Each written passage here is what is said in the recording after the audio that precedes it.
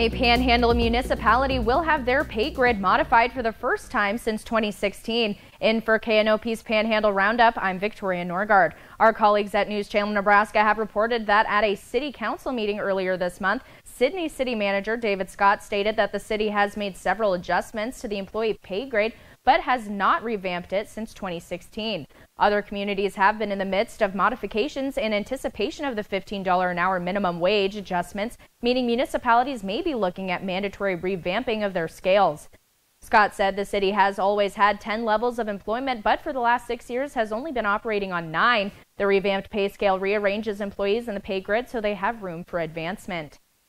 And a Panhandle woman accused of running a man over with her vehicle during a February altercation has been sentenced. KNEB reports that Gering resident Abigail Morano was arrested after Scottsbluff police were dispatched to the intersection of 15th Street and 15th Avenue and made contact with the victim, who was bleeding profusely. Witnesses say a woman later identified as Morano drove a black SUV to attack the victim. Officers even later found a chain link fence stuck under Morano's SUV. The 25-year-old pleaded guilty to amended felony charges of second-degree assault and leaving the scene of an injury accident in exchange for the plea of 2 other charges, which were dismissed. Yesterday, Morano was sentenced to a term of 18 months probation, along with being responsible for court costs and probation fees. Now with Panhandle weather, we're joined by meteorologist Justin Kraft. Thanks, Victoria. It looks like for the Panhandle right now, mainly clear skies. The mainly clear skies are going to be sticking around for the rest of the morning and into early afternoon, and it looks like temperatures are in those 70s for right now. 76 in Sidney, 79 in Kimball, 77 in Scottsbluff, 77 in Alliance. With those temperatures in those 70s, winds are blowing in from the east and from the southeast at about 9 to almost 15 miles per hour across the viewing area. So it looks like for the Panhandle for the next 3 days to finish out the work week for tomorrow and then into this weekend, temperatures are going to be in those low 90s tomorrow, and then Saturday and Sunday. For the weekend, it looks like temperatures are going to be in those mid to upper 80s, and there's going to be a chance of some rainy weather with rain and thunderstorms in store for the next 3 days for the Panhandle. So that's it for weather. Back to you, Victoria. Thank you, Justin. And decreasing property taxes by 50% and increasing school funding, that's what Governor Jim Pillen says is his goal for the state of Nebraska. And the legislature will be working toward this goal when they convene next week for their special session. This morning, Governor Pillen revealing the plan they've been working on leading up to this July 25th. This morning, Pillen stressed the importance of taking the burden off Nebraskans when it comes to property taxes, and that he wants Nebraskans to be engaged in this process by speaking up. Ask Nebraskans to be engaged in this process in the coming weeks. Make sure all Nebraskans' voice is heard. Our voice is what matters to our partners in the legislature. Your voice is what matters. If you don't get involved, other people's voice drowns it out. Property taxes have been a focal point in Pillen's administration, but so far this plan in draft form has been getting pushback from both sides. Valuations were earlier identified as a concern by many, but Pillen says excessive spending by local government is the real root of issues. Again, the session kicks off next Thursday. One pornographic website went dark for Nebraskans after a passage of a new state law. Pornhub is no longer accessible in Nebraska without verifying your age, where an ID card needs to be uploaded. Nebraska's Online Age Verification Liability Act defines a minor as anyone under 18, modeled after efforts in other conservative-led states as a way to reduce access to porn by minors. State Senator Dave Merman of Glenville says that his law requires the company to verify a user's age and then get rid of the data.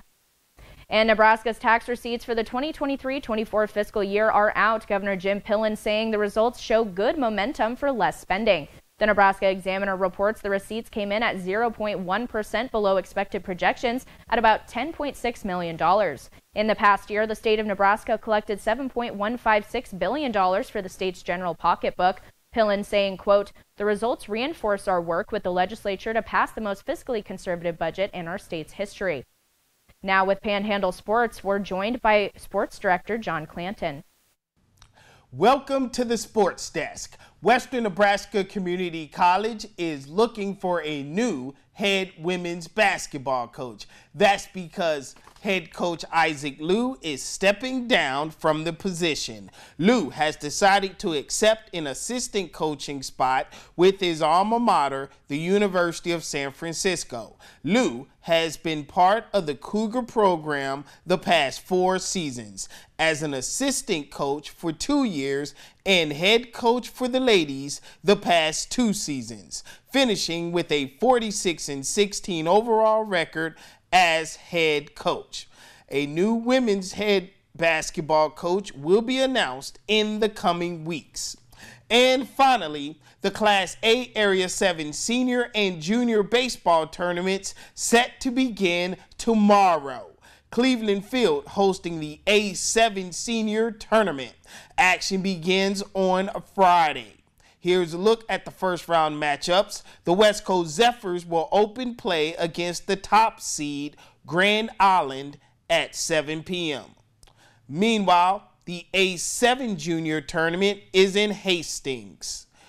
West Coast Express, they will also open against the Grand Island team in round number 1 on Friday. Now, the top seed in the junior tournament is Kearney.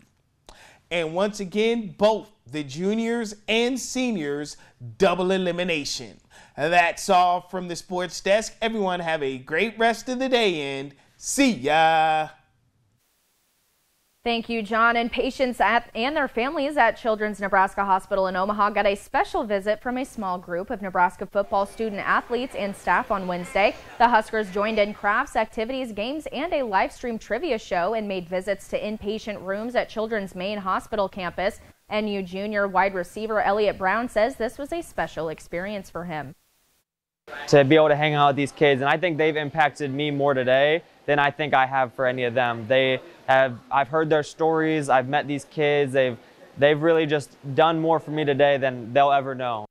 That concludes another edition of KNOP's Panhandle Roundup. You can find a full archive of the Panhandle Roundup on our website, knopnews2.com. Have a great day.